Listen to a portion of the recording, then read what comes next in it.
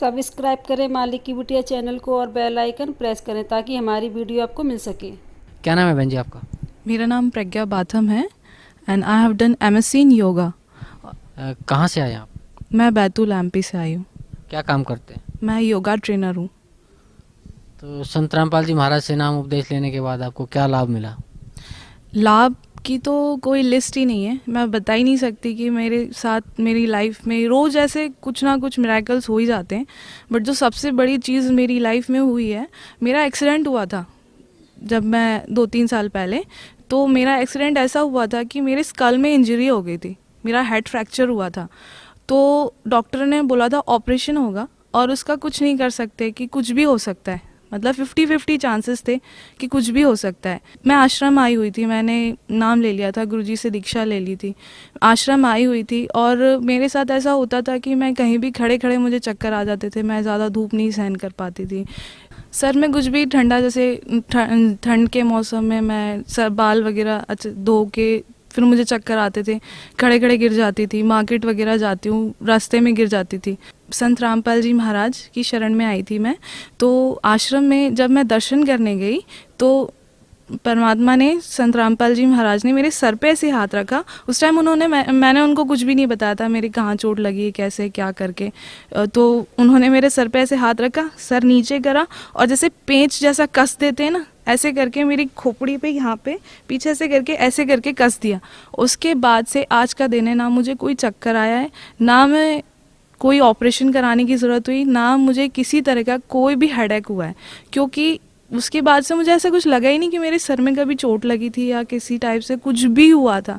तो ये एक बहुत बड़ा मिरेकल है मेरी लाइफ में। और वैसे देखा जाए तो रोज़ ऐसा कुछ ना कुछ हो ही जाता है, जैसे कोई भी चीज़ की मेरे मन में इच्छा हो जाए तो परमात्मा ऐसे पूरी कर देते हैं जैसे कुछ कहीं से भी आके मुझे वो चीज़ मिल जाएगी। बहन जी, संत रामपाल जी महाराज की शरण में आने से पहले आप कौन सी साधना करते थे? मैं इससे पहले जय गुरुदेव पंथ में थी, जो पंथ राधा स्वामी पंथ से निकला हुआ जो पंथ है, जय गुरुदेव पंथ, मैं उसमें थी पहले। तो जय गुरुदेव पंथ को आपने क्यों छोड़ा? देखिए सर, जिस डॉक्टर की दवाई से फ़ायदा ना हो के साइड इफ़ेक्ट हो जाए, उस डॉक्टर को छोड़ देने में ही भलाई है। And I have wasted out my 7 years over there. मैंने अपनी ज़िंदगी के 7 साल वहाँ पे खर्च किए थे। 7 साल में मैंने अंधश्रद्धा, अंधभक्ति से उन्होंने जैसा बताया, ध्यान भजन सुमिरन पूरी डेडिकेशन के साथ किया, बट नो प्रॉफिट, उल्टा लॉस। तो पहले हम ये सोचते थे कि ये परीक्षा ली जा रही है हमारी, कि अब गुरुजी परीक्षा ले रहे हैं, तो वो ज़्यादा से ज़्यादा करते थे कि ज़्यादा से ज़्यादा टाइम दो ध्यान भजन में, सुमिरन में, जितना करो उतना फ़ायदा होगा, जितना करो उतना फ़ायदा होगा, बैठे रहते थे। फ़ायदा तो होने से दूर रहा, उल्टा नुकसान ऐसा होता था कि हमारे ऊपर आफतें और ज़्यादा आ गई थी। फैमिली क्राइसिस, चारों तरफ से आफतें आने लगी। फिर सोचा ये क्या प्रोसेस है भाई, इसमें मतलब कुछ फ़ायदा ही नहीं, कुछ भी नहीं। और हमारी मम्मी तो पूरे टाइम उसी में बैठी रहती थी, ये सोच के कि हाँ चलिए आज नहीं तो कल दया बरसेगी, दया बरसेगी। पर कोई फ़ायदा नहीं। फ़ायदा होता कैसे? दिमाग पे पत्थर पड़े हुए थे, सोचना, दिमाग बुद्धि बंद हो गई थी। ये सोचना ही बंद कर दिया था कि जो साधना जिसकी रूट ही गलत है, जो साधना गलत तरीके से की जा रही है, उससे फ़ायदा कैसे हो जाएगा।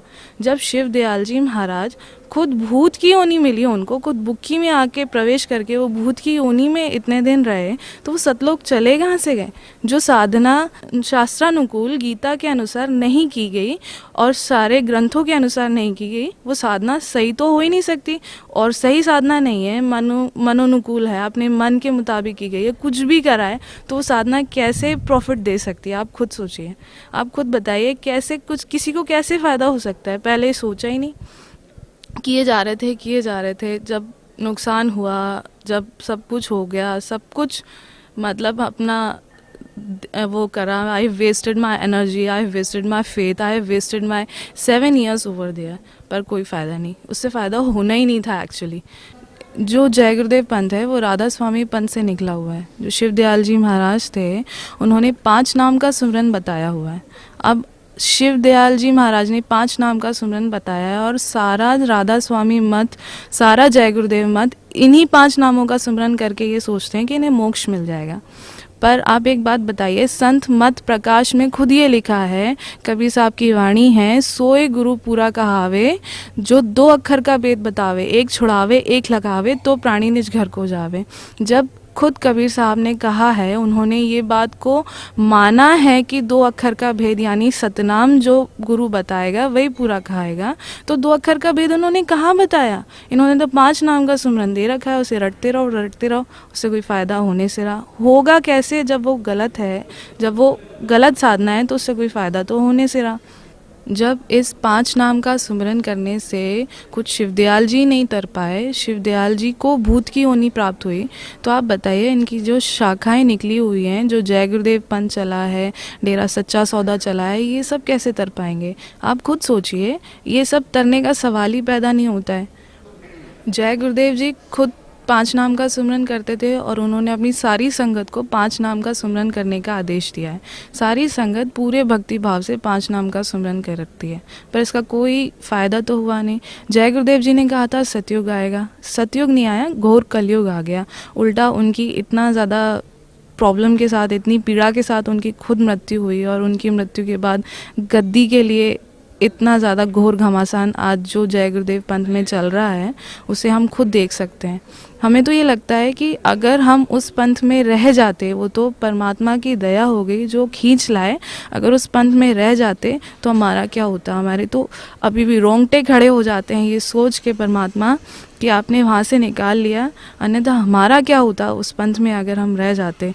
पता नहीं, बंदी छोड़ने बचाया है बस। शिवदयाल जी को भूत की योनि प्राप्त हुई। शिवदयाल जी भूत की योनि में बुक्की में आते थे और हुक्के का आदेश दिया था उन्होंने। हुक्का पीते थे, चूरमा रोटी खाते थे, खाना खाते थे और अपनी संगत को आदेश देते थे। बुक्की के शरीर में से ही आदेश देते थे। ये सब हम पढ़ चुके हैं राधा स्वामी मत में, जो भी हैं, जितने भी हैं, सारे ही जानते होंगे कि इस तरह का प्रकरण उसमें आता है कि किस तरह से शिवदयाल जी बुक्की में आके अपनी संगत को आदेश दिया करते थे और सभी उसके अनुसार फिर कार्य करते थे। ये साधना गलत है, ये शास्त्र विधि के अनुसार नहीं है। हमारे गुरुजी परम संत श्री रामपाल जी महाराज जी ने कहा है कि गीता के अध्याय 15 में 1 से 4 तक के श्लोक में कहा गया है कि अर्जुन तत्वदर्शी संत की खोज कर, और तत्वदर्शी संत मिलने के बाद उस परम पद परमेश्वर की खोज करनी चाहिए, जिससे प्राप्त होने के बाद साधक दोबारा इस संसार में नहीं आता और पूर्ण मोक्ष को प्राप्त होता है। अब आप ही बताइए कि ये साधना कहाँ तक सही है, कैसे सही है? ये साधना गलत है, इस साधना से मुक्ति हो ही नहीं सकती। ये तो मनमुखी साधना है जो एक इंसान के सिर्फ दिमाग की उपज है, और इस इंसान के दिमाग की उपज को हम सारे के सारे फॉलो कर रहे हैं, और इससे ना तो कोई फ़ायदा होना था, ना आगे होगा। अब आपकी मर्ज़ी, आप देख लीजिए। इसलिए मैंने ये जय गुरुदेव पंथ छोड़ दिया, और छोड़ने में ही मुझे फ़ायदा लगा।